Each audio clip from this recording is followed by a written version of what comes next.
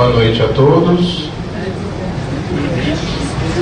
Dando então prosseguimento ao curso Dom da Mediunidade, nós teremos, como a gente comentou na semana passada, só relembrando, 2 momentos de revisão e de considerações finais a respeito do curso. Hoje a doutora Malene não pôde estar presente, ela está em viagem, ela pediu que a gente fizesse essa primeira parte, e na próxima semana, no dia 9, né? No dia 9 é o último dia do curso, e ela irá apresentar aí as considerações finais e responder alguma dúvida, algum questionamento que porventura ainda fique da noite de hoje. Então a gente já deu aí diversas aulas, nem sei quantas foram, acho que foi 17. Essa é a 17ª. A gente já trabalhou todo um conteúdo bastante extenso a respeito da mediunidade, e é claro que a gente não encerrou o assunto, porque o tema mediunidade é algo bastante amplo, que se desdobra em diversos assuntos, pode ter diversos olhares, diversas abordagens.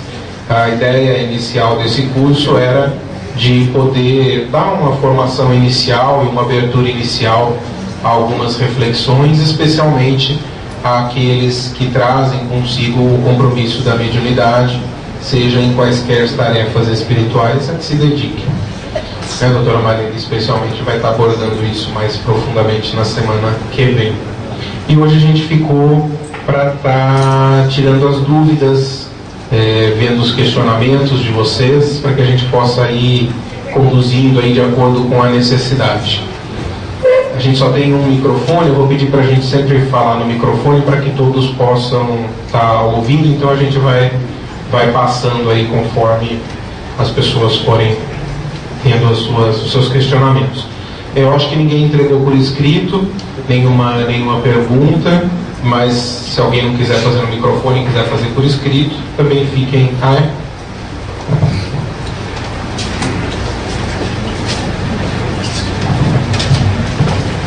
Nossa senhora, uma pergunta, um caso clínico aqui, eu só peço para vocês não fazerem perguntas muito difíceis, porque senão não vai dar para a gente responder, mas aquelas que forem mais difíceis vocês podem fazer, e aí a gente deixa para a doutora Marlene responder na semana que vem, ou se alguém quiser contribuir aí com algum caso. Bom, eu vou ler aqui então. Mais alguém tem alguma pergunta por escrito que trouxe? Não? Eu vou... Como é o nome do senhor? Cabral.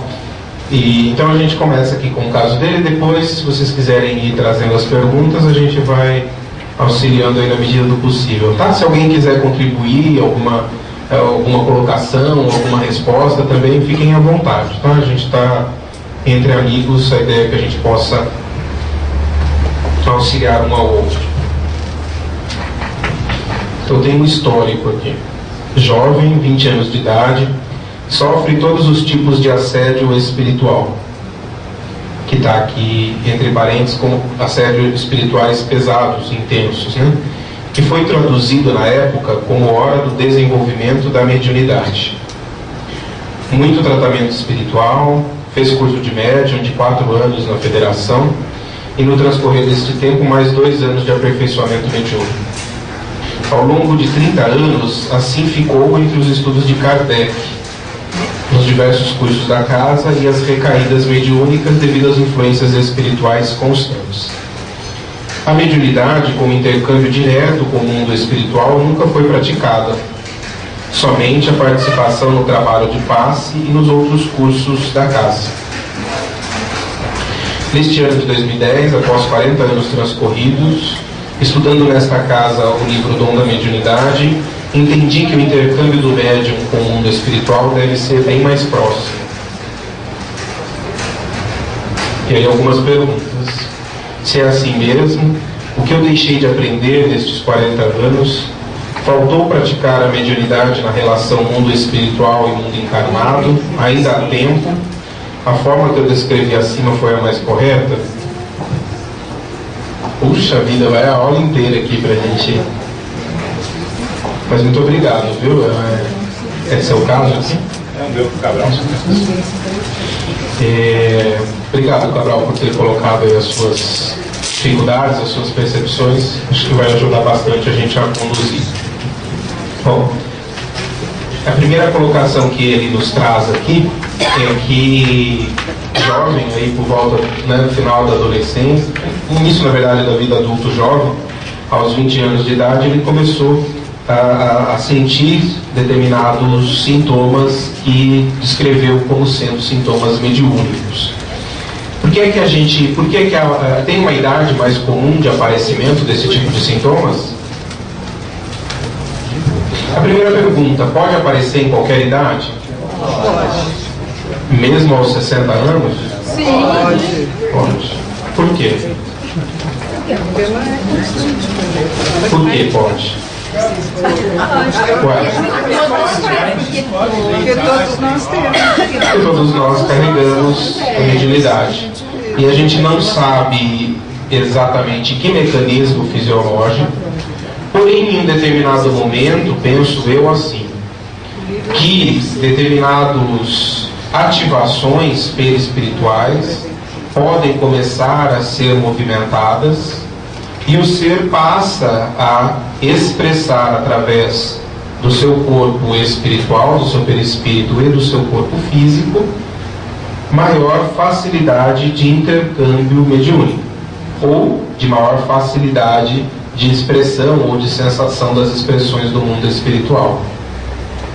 Por que em uma determinada idade? Devido às necessidades que aquela pessoa apresenta. Habitualmente, aquele que traz uma mediunidade mais ostensiva, ele apresenta ao longo da sua trajetória de vida, muitas vezes desde crianças, determinados sintomas que passam, em geral, como meio esquisitos. E que muitas vezes passa batido, porque não é algo que se presta atenção, ou o indivíduo enxerga aquilo como sendo parte da sua vida e ele nem coloca para os outros. Ou ele não tem uma base de orientação nesse sentido. Mas existe um momento da vida em que isso é mais frequente, a eclosão da mediunidade mais ostensiva? Existe, né? Que período é? O período habitualmente final, ou início, ou final da adolescência e início da vida adulta. Por volta dos 15 aos 25 anos, habitualmente é que isso se expressa. Não vai dar tempo da gente explicar isso, mas a gente entende que a hipótese maior é porque a mediunidade tem íntima relação com questões hormonais, fisiológicas e até de amadurecimento do sistema nervoso central. Entre eles, a gente sabe que há uma relação muito íntima com a glândula pineal, e a glândula pineal sofre uma maior expansão de funcionamento exatamente na época da adolescência, porque ela vai auxiliar no coordenamento do desenvolvimento dos caracteres hormonais que vão dar os caracteres sexuais do homem ou da mulher. Não é a pineal a responsável direta por isso, mas ela quem estimula a produção, seja nos ovários, seja nos testículos, dos hormônios sexuais que vão dar a característica de sexualidade, e a gente sabe que a pineal também está intimamente relacionada com a questão da mediunidade. Então essa é uma fase que você colocou, Cabral, que é extremamente comum esse tipo de acontecimento. E aí ele fez diversos cursos e trabalhos na casa espírita, né? Se é correto, se é incorreto, eu acho que cada casa espírita tem uma determinada maneira e um determinado jeito de trabalhar.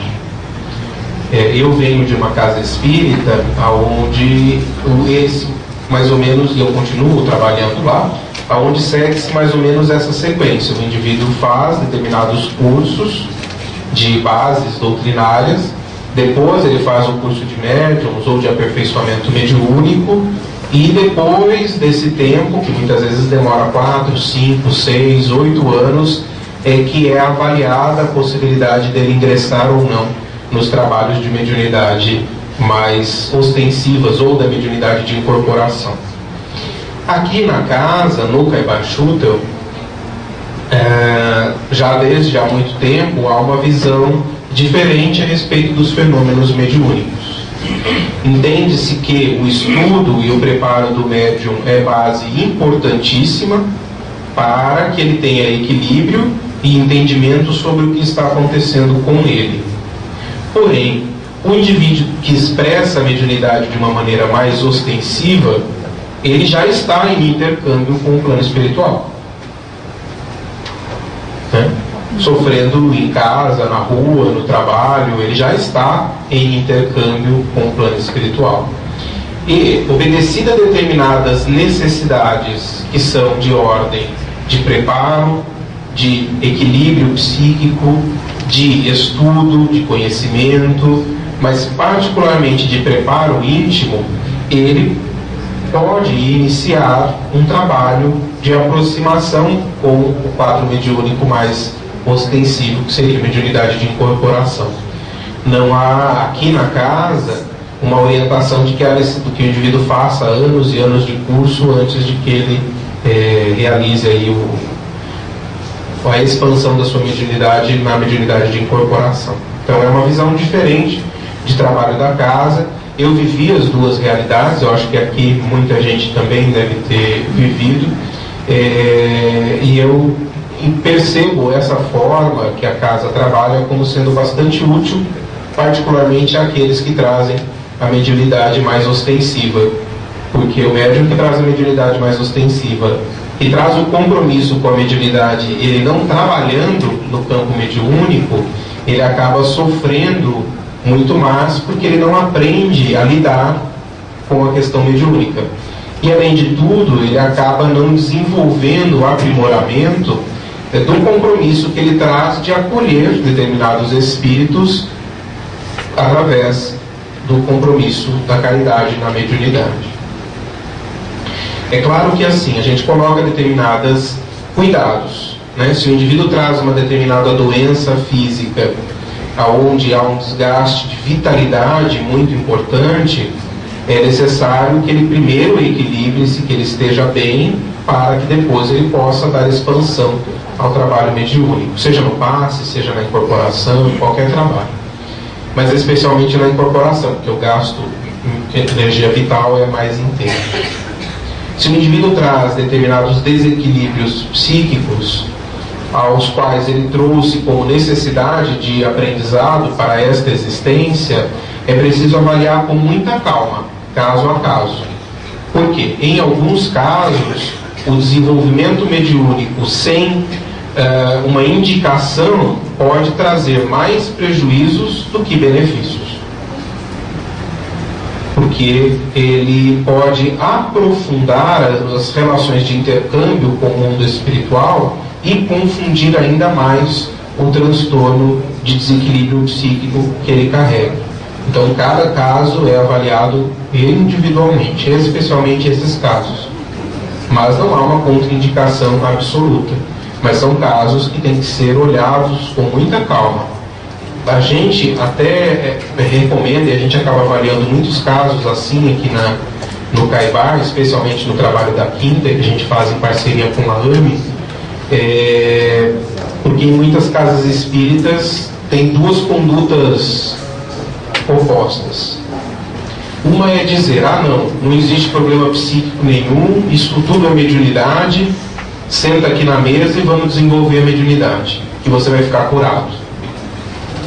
Isso gera muitos problemas e muitos transtornos. A gente pega depois nos nossos consultórios médicos, quem é médico sabe, muitos casos em desequilíbrio por conta dessa conduta, e nas casas espíritas também. A gente recebe essas pessoas em desequilíbrio. E existe a outra conduta que também está num polo oposto, dizendo, não, se você tem algum problema de desequilíbrio psíquico, está proibido a você qualquer contato com a mediunidade. E de maneira alguma você pode realizar este tipo de trabalho e cancela todas as possibilidades de desenvolvimento, de expansão nesse sentido. Que também é uma conduta questionável, né?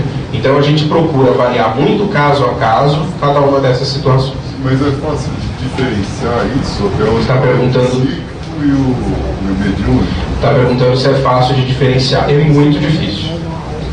As linhas são muito tênues e, na verdade, a gente conta especialmente com o acompanhamento da pessoa. Não dá para avaliar uma vez e dizer é isso, é aquilo. A gente vai acompanhando ao longo do tempo, percebendo, encaminhando, vendo as necessidades. Porque assim, também não é todo mundo que tem que desenvolver mediunidade, não é isso, como se fosse uma obrigação. Mas é se aquilo está de acordo com o que ele veio desenvolver aqui na Terra. Porque às vezes o indivíduo traz até uma expansão de captação mediúnica maior, mas junto com isso ele traz um desequilíbrio psíquico importante. Talvez a melhor indicação para ele não seja a mediunidade mais ostensiva de incorporação. Talvez seja o aprendizado do equilíbrio, da vigilância, do controle dos pensamentos, da prece, da oração, do trabalho na caridade, e do trabalho, por exemplo, na doação de energias. Tudo isso vai ajudar a equilibrar mais a mediunidade desta pessoa do que o desenvolvimento da mediunidade mais ostensiva, que muitas vezes vai até atrapalhar mais o equilíbrio psíquico dela. Mas isso é avaliado muito caso a caso. Além do estudo, né?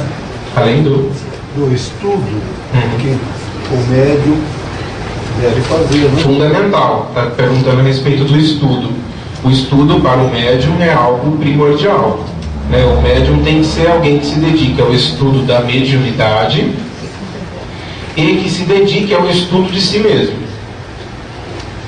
Porque é o conhecimento que dará bases para ele, para que ele consiga transformar-se.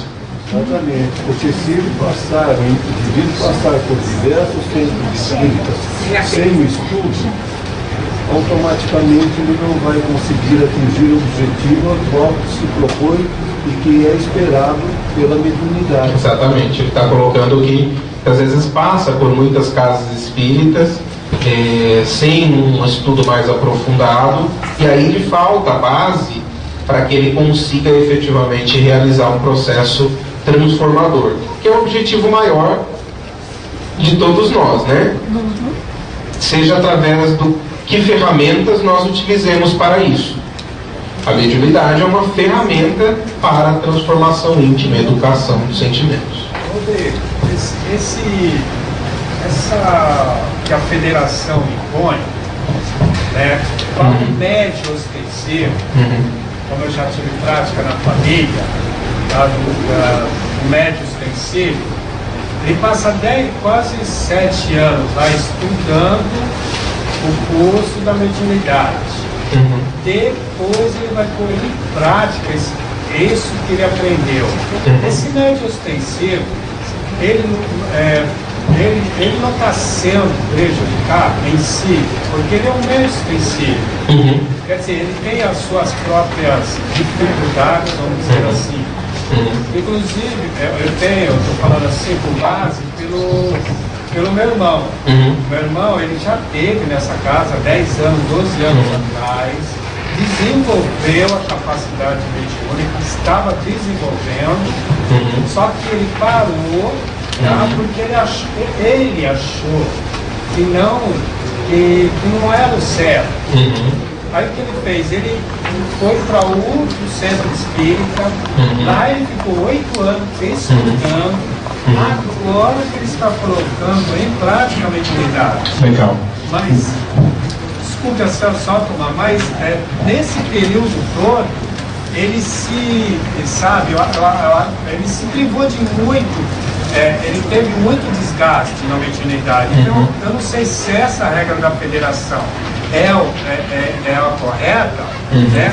Ou se será assim. É claro que o centro aqui, é claro que ele une as duas coisas, muito agradável, tá? Que é o desenvolvimento. Não, é o desenvolvimento mediúnico e o estudo. Quer dizer, você está trabalhando os dois lados. Já na federação não faz. Eu acho que a gente tem que tomar, claro que a gente está num grupo de amigos, né, mas a gente tem que tomar muito cuidado com avaliações de outras casas espíritas, porque cada casa espírita adequa a sua realidade, a sua possibilidade. E existe necessidade de existir em diferentes lugares, com diferentes regras. Porque cada um de nós é único. Cada um de nós se adequa e se adapta num determinado lugar. E às vezes a gente vai para um determinado lugar que tem uma determinada conduta e ali a gente se dá muito bem. Esse tipo de orientação que se tem em diversas casas espíritas talvez seja válido para a maioria de nós espíritas. Talvez para a maioria aquele modelo esteja bom. Para alguns, aquele modelo não é o melhor, não é o mais adequado. Eu acho que a gente não está aqui para julgar modelo ou dizer, isso é melhor ou isso é pior. Sem contar que, no caso do seu irmão em particular, talvez para ele aquele tempo de preparação tenha sido essencial para que ele pudesse expandir na mediunidade com mais confiança, com mais segurança. No fim a gente vai perceber que está tudo certo. As coisas estão tudo certo. É verdade. E os caminhos que a gente vai conduzindo na nossa vida, se nós estamos na intenção do bem, na intenção do trabalho íntimo e do auxílio ao próximo, as coisas vão se encaminhando tudo certo. Se em um determinado momento existe a necessidade de expansão, por exemplo, do médium, ou ele encontra espaço na própria casa espírita que ele está frequentando, ou eu não desliguei o celular, ou ele irá encontrar necessidade de mudança. Não que aquilo tudo que ele fez joga-se fora e estava errado. Isso é um conceito nosso ainda de certo e errado, que vem de raízes imemoriais, provavelmente relacionada ao judaísmo e ao catolicismo, que muito nos faz mal. Muito nos faz mal. É justamente nesse sentido. Não existe certo e errado em mediunidade. Existe a necessidade e a possibilidade de cada um. Então, até respondendo, já a sua pergunta, Cabral, se em determinado momento surge outras possibilidades, talvez é porque naquele momento exista a possibilidade de reorganizar os planos, de dar outro direcionamento para a conduta que até então foi importante. Deu base de sustentação para que aqui pudéssemos chegar. E a partir daqui as coisas podem ser diferentes. Tudo bem?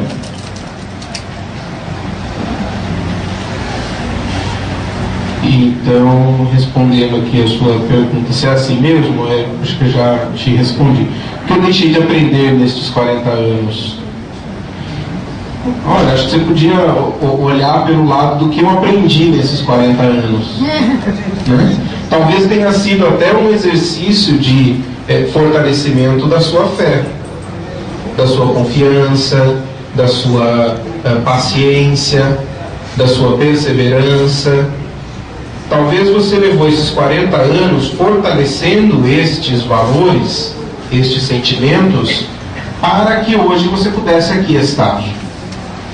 E se você traz ou não compromisso com a mediunidade mais ostensiva, no caso aqui que eu entendi seria a de incorporação, se você traz este compromisso, qualquer momento é hora de começar.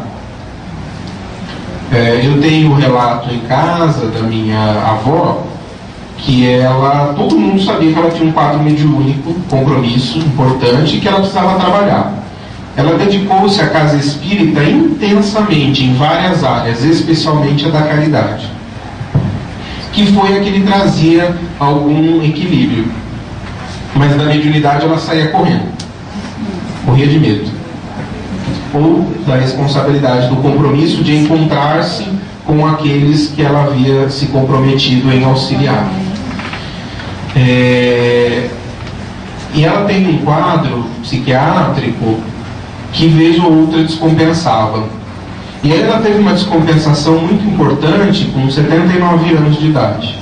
Passou em tratamento médico, reequilibrou, tal. Veio até buscar ajuda aqui nessa casa, ela é do interior, e foi orientado diretamente a ela que ela necessitava dar expansão ao compromisso que ela trazia com a mediunidade. Era uma necessidade dela. E que ela aproveitasse os anos de vida que ainda lhe restavam para que ela realizasse isso.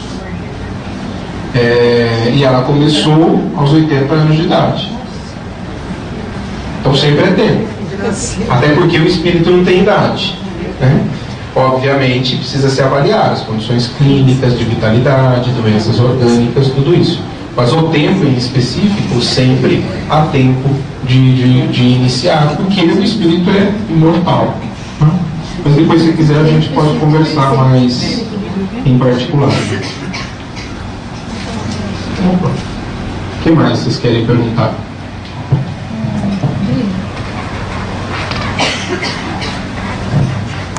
Eu queria entender, quando você falou de desequilíbrio psíquico, eu não consegui entender isso. Em que fase da vida, né? Quando eu falei em desequilíbrio psíquico, foi mais especificamente em pacientes com quadros de dificuldades, podendo enquadrar-se ou não em transtornos psiquiátricos. Quadros de transtorno afetivo bipolar, depressões mais graves, esquizofrenia, transtorno obsessivo compulsivo, transtorno de ansiedade generalizada, quadros de transtornos psíquicos mais graves, né? Porque desequilíbrio psíquico todo médium tem, né? Todo mundo tem, especialmente os médiums. Mas quando isso chega a interferir o dia a dia, ou quando isso compromete as atividades funcionais, ou quando isso se enquadra dentro de um diagnóstico, não rotulando a pessoa, não é essa a ideia, mas se enquadra dentro daquilo que a medicina enxerga como sendo alguns transtornos que necessitam de um cuidado maior, é isso que eu estou chamando de um desequilíbrio psíquico mais importante. Eu acho que ela quis dizer uma outra coisa. Por exemplo, uma adolescente na fase de adolescência e começa a ter algum distúrbio, que eu não sei se é psíquico, que distúrbio que seria? E o que você pode dizer, por exemplo, nós que somos mães e pais, que você percebe que um filho tem alguma coisa que não dorme direito à noite, que tem insônia ou que tem alguma perturbação que você acha que não é normal. Eu acho que a Simone quis dizer isso. Eu também. Né? E acrescentando só que na linha da mesma pergunta dela, você falou de muita mediunidade ostensiva, a criança ou adolescente já tem, passar despercebido. Né? Por exemplo, sonambulismo, aqueles célebres delírios de febre, em que a criança vê coisas, anjos, todo. Se isso já teria alguma coisa a ver com a mediunidade. Esses todos são sintomas mediúnicos. Se o indivíduo vai ter uma mediunidade mais ostensiva, que ele traga o compromisso de trabalhar ou não, mais uma vez, depende. Cada caso é um caso, mas esses em particular merecem ser olhados com bastante atenção. Muitas vezes a mediunidade se manifesta na criança. Não estou falando de ver amiguinho invisível, conversar, isso daí são quadros tranquilos, dá para a gente levar sem maiores problemas. Mas quadros de maior perturbação, como vocês colocaram, de insônia, de desequilíbrios. Na criança, em particular, a gente não vê uma orientação de desenvolvimento da mediunidade. Por quê? Porque ela ainda está em fase de maturação de uma série de sistemas, especialmente do sistema nervoso central. Então há uma necessidade de reequilíbrio desta criança. Talvez seja uma pessoa que traga compromissos com a área espiritual. Talvez não, traga. Não estou dizendo que ele é missionário, tá? Traz compromissos com a área espiritual. E talvez já desenvolva desde criança determinados sintomas para que os pais acordem e a encaminhem para o caminho do bem. Especialmente lhe dando uma base sólida de compreensão das relações com o mundo espiritual, especialmente com o desenvolvimento dos valores morais e das virtudes, Porque isso talvez daqui a 10 anos será a base fundamental para que ela consiga estruturar-se na vida. A gente vê muitos casos de crianças que vêm como um despertar, como um momento falando para os pais, ou para tios, avós, para os responsáveis: acordem. E auxiliem este espírito a dar-lhe direcionamento à sua vida. Isso vale, na verdade, para todos nós, né, que somos pais, mães, que temos relações com tios, vale para todos nós. As crianças, e ainda mais essas que estão reencarnando no início da nova era, necessitam extremamente do Evangelho e do exemplo, especialmente aquelas que trazem compromissos mediúnicos, necessitam mais ainda disso. Agora, não significa que a pessoa vá desenvolver. A gente vê muitos casos que explode um quadro na criança ou no adolescente, mas que ele vai buscar um tratamento espiritual, reequilíbrio no lar, busca trabalhar dentro do lar o Evangelho, a prece, a vigilância dos pensamentos, o equilíbrio entre os membros da família, e aquele quadro sereno. Com relação aos adolescentes, habitualmente não se indica o desenvolvimento mediúnico, porém isso não é sempre, existem exceções. O que há de grande importância? Preparo de base moral, de base de conhecimento e de adesão mental daquele espírito, porque senão a gente vai perturbar e dificultar mais do que auxiliar aquele ser. Então, para todos valem o equilíbrio no tratamento espiritual, no passe, na água frutificada, o Evangelho no lar, a vigilância dos pensamentos, o trabalho dos valores morais, e cada caso vai sendo avaliado em especial. Vale a pena ficar atento àqueles que têm alguns sintomas mais importantes. Pode ser que necessite de um trabalho mais específico. Não sei se eu respondi a sua pergunta. Corroborando o que o Rodrigo está dizendo, eu acabei descobrindo na raça, para usar um termo comum, que grande parte de distúrbios, porque eu trabalho na segunda-feira de entrevistar, e grande parte dos distúrbios, Rodrigo, são parte de um compromisso mediúnico. É impressionante. Eu pergunto para uma pessoa: como é que vai a vida amorosa? Está ótimo. Não sei, na parte de emprego está dando. Você está dormindo bem? Não. Pronto, isso aí já está alguma coisa está no ar, né? Quer dizer, o que as pessoas em geral não valorizam imediatamente, né? Nesse caso da mediunidade tem que ser trabalhado, né? É isso aí. Esses desequilíbrios da vida, né? Vou fazer uma pergunta para vocês, que vocês já pensaram nisso. Vocês acham que o amigo espiritual, se vocês quiserem ajudar a guarda, mentor espiritual de cada um de nós, pode facilitar, por exemplo, de que a gente perca o emprego? Não, se ele é... Que o mentor espiritual pode facilitar ou nos auxiliar de que em determinada maneira a gente perca o emprego? Se ele pode facilitar, pode até. Eu acho que sim, acho que pode até. Perder um emprego, ou então tumultuar um relacionamento amoroso? Não. Se ele é um anjo de guarda, ele fazendo mal. Não estou falando que ele faz a gente fazer as coisas. Depende do que a gente enxerga como sendo um bem.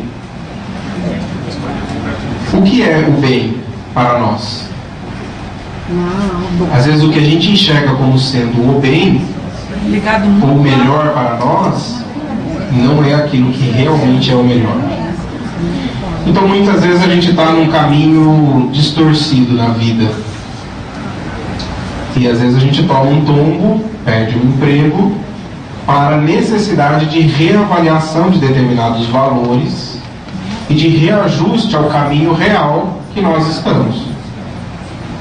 Porque eles enxergam, opa, eu estou aqui nessa via, nesse trabalho, com essas relações.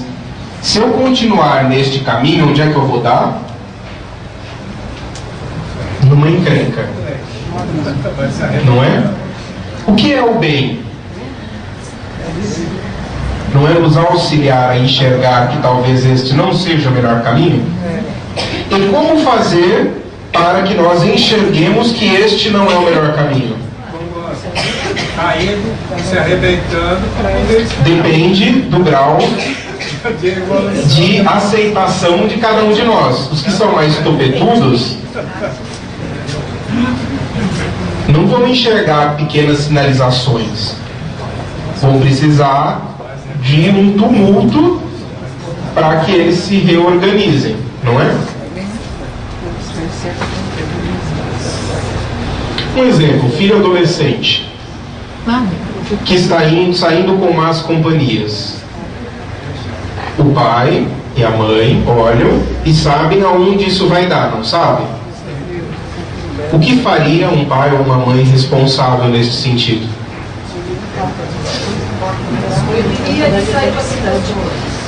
Muito bem. Pode ser uma opção, pode ser uma escolha, pode ser esse caminho.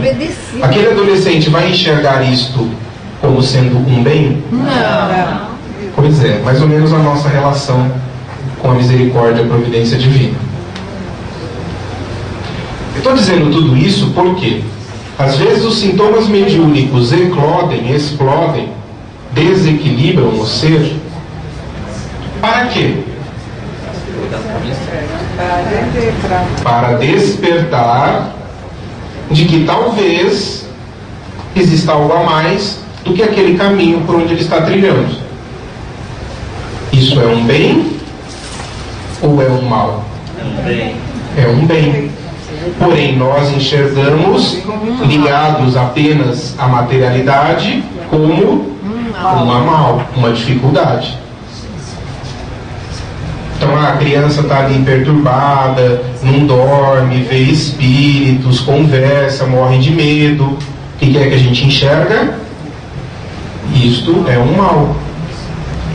A mediunidade é um mal. Isto é uma conclusão que muitos de nós ainda têm como crença. Embora não racional, mas emocional, frente àquilo que passou muitas vezes nas primeiras perturbações, ou que viveu na família. E isso impede e bloqueia que a gente possa expandir na construção de que a mediunidade para nós é ferramenta valiosa, que vai nos auxiliar enormemente a alcançar os objetivos espirituais aos quais programamos antes de reencarnar. E às vezes a gente programou antes de reencarnar. Olha, se lá por volta dos 20 anos eu estiver tomando um caminho que não é aquele o ideal para mim, me ajudem, me acordem, me despertem. E às vezes os instrumentos que isso, as ferramentas que isso podem ser utilizadas, podem ser a mediunidade. Pode ser a doença? Pode. Pode ser uma dificuldade financeira? Pode. Pode ser um tumulto no relacionamento? Pode. Então, não estou dizendo que tudo isso é para programado. Mas, como eu falei ali com o nosso colega, no fim, se a gente está no caminho do bem e da verdade, está tudo certo. As coisas vão se encaixando. O duro é quando a gente pega o veio errado de não estar no caminho do bem e da verdade, aí as coisas vão se complicando para nos auxiliar a redirecionar para aquele caminho.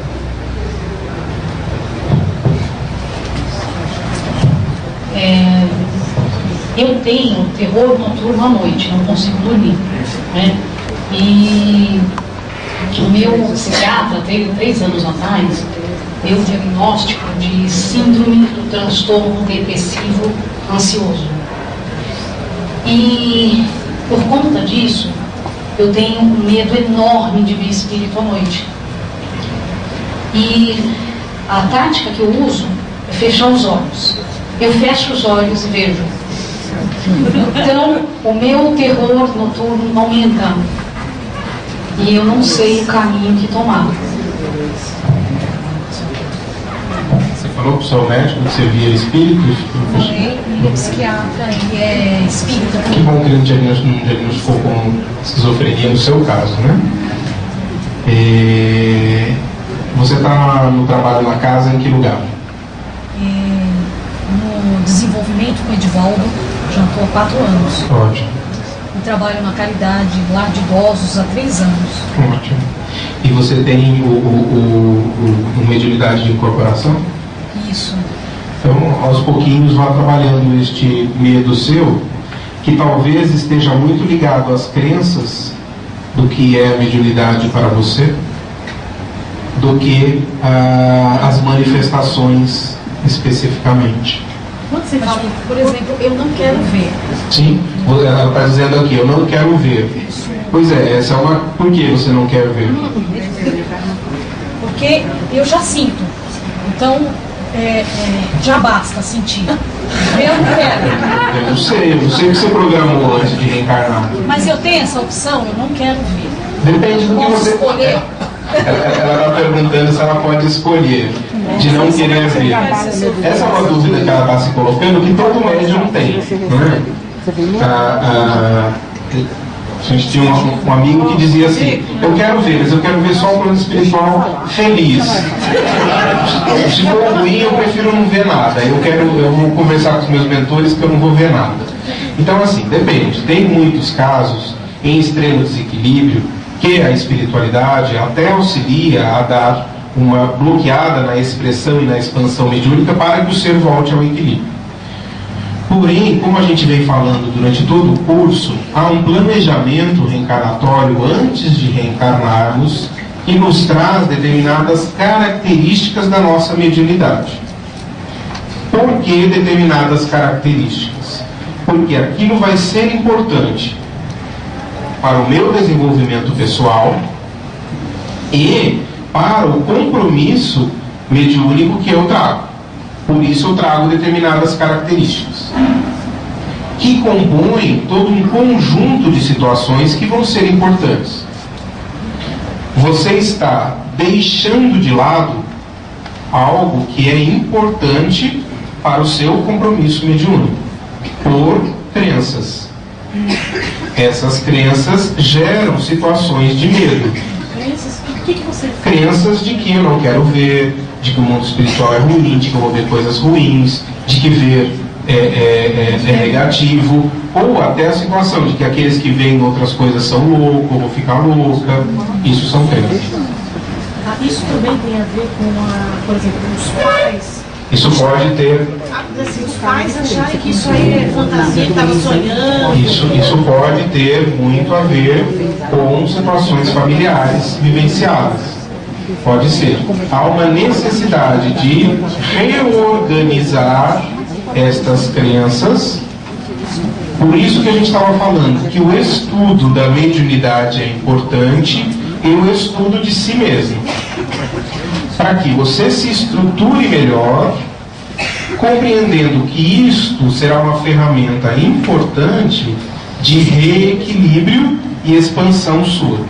Talvez você não esteja conseguindo expandir-se por conta disso.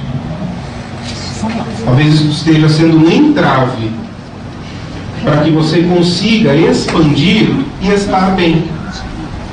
Aí como é que você vai estar bem? Você sempre está travada. É isso mesmo, verdade.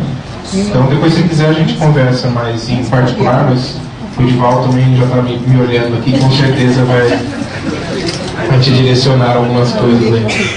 Mas é muito importante isso que ela colocou, e até aproveitando aqui o Edivaldo, acho que a Estela está aí também, a gente tem outros Maida, outros orientadores da sala mediúnica.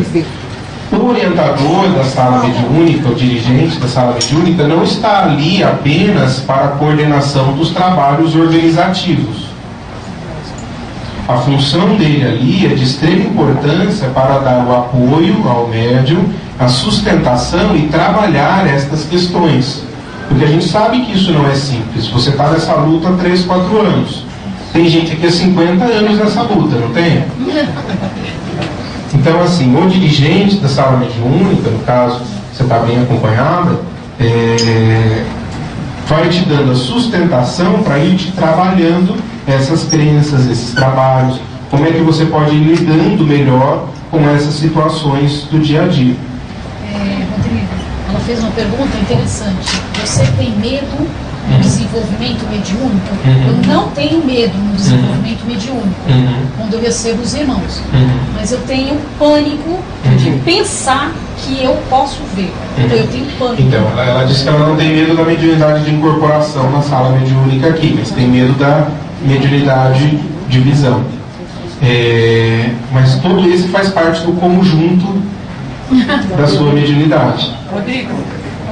Eu sei que ela não é a única, todos os médiuns trazem esse receio, mas como ela está colocando agora, estou me dando do caso especialmente. Então, assim, vale a pena você conversar e investir a sua energia nesse sentido, vai te trazer grande bem. Rodrigo, uma colocação só sobre o que ela está falando. Não seria o seu medo, assim, mais relacionado em ser interpretado para ela, talvez até no nível inconsciente, e que é um sintoma psiquiátrico mais do que mediunidade? Aí a gente tem que tomar o cuidado para a gente não entrar nas interpretações que valem para todo mundo. Cada caso é um caso. Eu dei que podem ser várias coisas. Dentro dessas coisas, cada um vai esmiuçar e perceber como é que aquilo funciona em si. E o que ele pode fazer para trabalhar aquilo em si. Aí é um trabalho individual, não dá para a gente trabalhar com todo mundo. Cada um tem determinadas características que podem estar ligadas às situações difíceis na infância, o que vivenciou com outros familiares, crenças que outras pessoas falaram, pode estar relacionada com vivências de outras existências.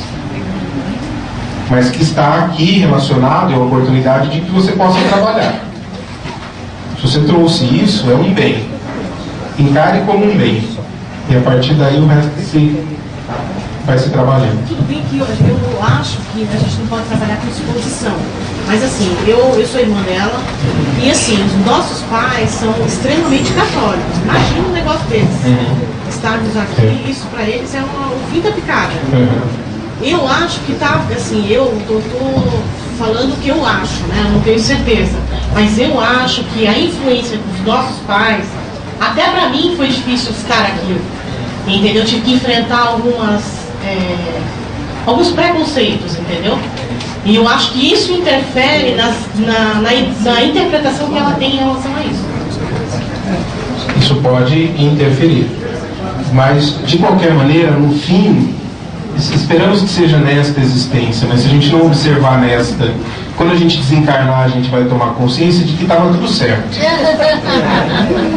Então, assim, os pais que a gente teve eram os pais necessários para as coisas que a gente precisou trazer para esta existência.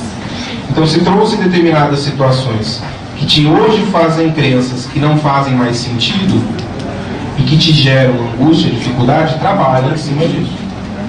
Porque hoje você tem outra compreensão. Hoje você tem outro conhecimento, depois a gente conversa em particular. Então, você pode fazer diferente. Você tem condições disso. Você está manifestando isso. O medo maior você já superou, que é o da expansão mediúnica.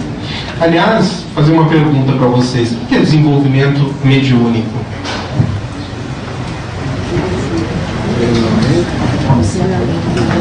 Olha a encrenca. Você aprender a conviver com essa mediunidade. Eu entendo para mim que o desenvolvimento mediúnico é o desenvolvimento dos sentimentos e dos valores morais. Por que que existe a mediunidade na nossa vida? Para nos educar, para um monte de coisas, vigilância, tal, mas principalmente é o compromisso de acolher com amor aqueles que nos procuram. O médium tem a responsabilidade de acolher com amor aqueles que vêm no seu pensamento utilizando o seu canal mediúnico como veículo. E como é que ele vai acolher com amor? Apenas se ele tiver amor em si.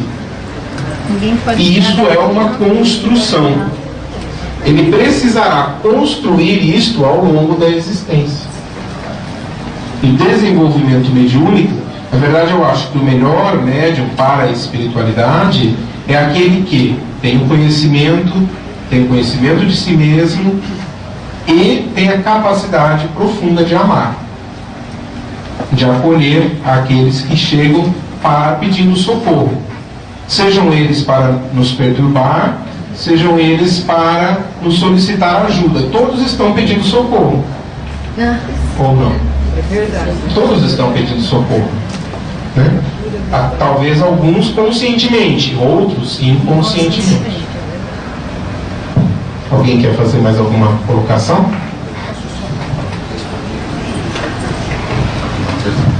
Na terça-feira eu leio o livro Rindo e Refletindo com Chico Xavier 2, viu, Luiz? E há uma terça atrás e nessa última terça, duas histórias que se comungam, né, com esse nosso assunto. A de terça passada é que uma menina chegou para o Chico e falou assim: Chico, eu estou com encosto, tira ele de mim. Na hora eu lembrei do Maica, né? A história do pacote que a gente quer deixar. E o Chico falou: não, por que nós não evangelizamos juntos? Por quê? E não vai sair, não vai adiantar nada. Nossa mediunidade, se é ostensiva, vai acarretar uma série de coisas. Então, evangelizar junto. Lembrar sempre que ele vai estar ao nosso lado nos observando. E com isso, a gente precisa melhorar a nossa conduta, para que ou ele se afaste ou ele melhore. E a de terça-feira agora foi, perguntaram para o Chico: como é que você aguenta, vai em creche, vai ali, vai aqui, faz isso, faz aquilo, 2 horas da manhã você está psicografando? E ele com uma palavra respondeu: aceitação. Então, o trabalho dele todo mundo sabe que era muito difícil, muito pesado, e ele aceitou. A questão é a gente tentar aceitar e trabalhar essa aceitação. E se isso fosse fácil, nenhum de nós estava aqui, né?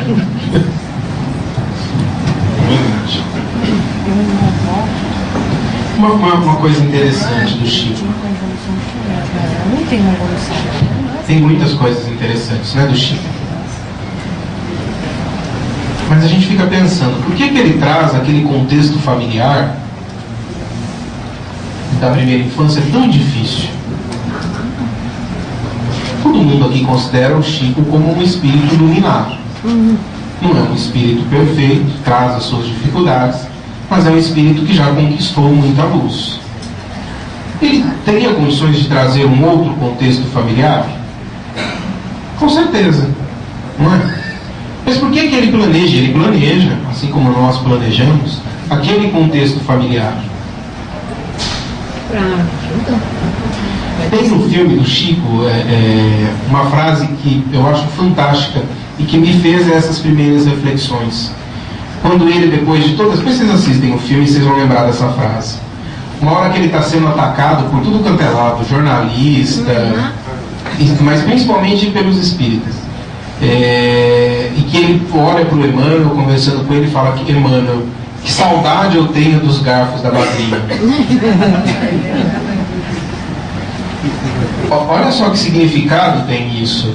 Porque, na verdade, aquele contexto familiar dificílimo trouxe para o Chico a expansão de um valor que ele já tinha construído, mas que permitiu que ele expandisse em toda a expressão, que era a humildade, que era a aceitação. Se ele não tivesse construído este valor fortemente na infância, ele não teria condições de exercer o mandato mediúnico como ele exerceu, aonde a humildade e a aceitação foi o que marcou o Chico e permitiu que ele, frente a um compromisso mediúnico de tão grande intensidade, levasse-o adiante, vivenciando firmemente o Evangelho, e em nenhum momento titubeou. Por quê?